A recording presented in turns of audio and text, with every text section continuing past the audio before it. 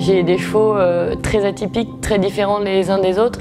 Je pense que ça marche surtout à la personnalité, c'est-à-dire que même un cheval qui va pas avoir tout le respect du monde, qui va avoir la force, mais oui, pas forcément le respect, mais une bonne tête, qui a des plus et des moins, j'essaye de me servir de ces plus et des moins parce qu'il aura un super mental et une vraie personnalité pour en faire mon meilleur cheval. Je m'appelle Camille Condé Ferreira, j'ai 19 ans et je suis cavalière.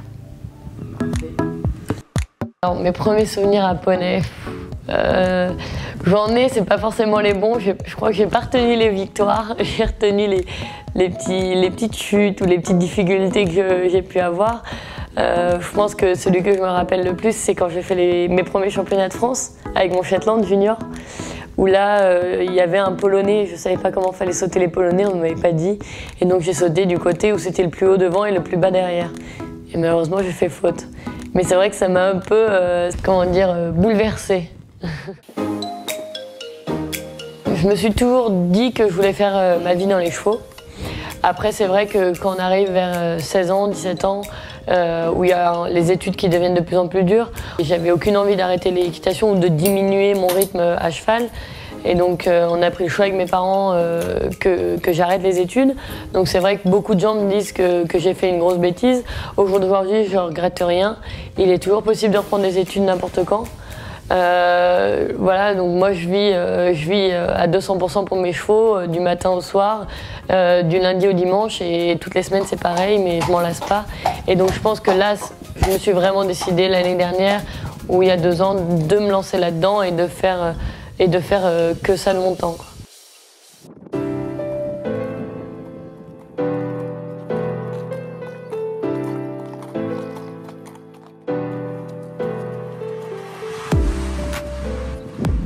Pour moi, ce qui est vraiment important, c'est la relation avec les chevaux. C'est-à-dire qu'un cavalier qui a 20 chevaux, il ne peut pas avoir une bonne relation avec tous ses chevaux. C'est pour ça que moi, j'ai décidé d'en avoir beaucoup moins. Donc, alors maintenant, je tourne avec 8 chevaux. Mais j'ai une bonne relation avec tous mes chevaux. Je peux faire du bon travail avec tous. J'en néglige aucun. Et je pense que ça, déjà, c'est super important. Après, comme ça me permet d'avoir une vraie rigueur, de ne pas bâcler un exercice parce que mon cheval n'a pas réussi, parce qu'il faut que j'aille en monter un autre. De vraiment prendre le temps de faire bien son travail. Je pense que c'est hyper important si on veut réussir, quoi.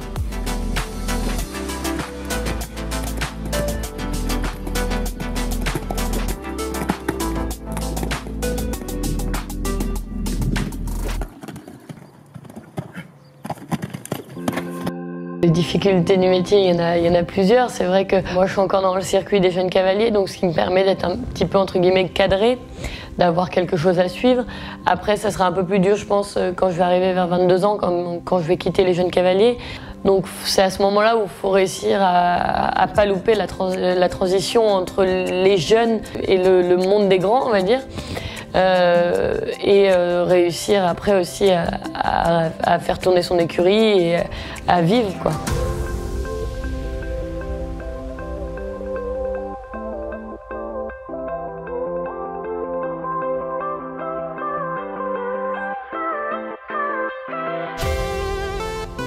C'est vrai que c'est pas évident de se mettre en avant. Après, je pense que j'ai un mental qui est très très fort, donc ça c'est déjà une bonne chose. Et après, j'ai énormément de niaque, donc c'est vrai que ça aide aussi, quoi. Dans 10 ans, on va dire que dans 10 ans, je m'imagine assis au même endroit avec vous, en train de vous raconter ma Xème médaille, on va dire. Hein.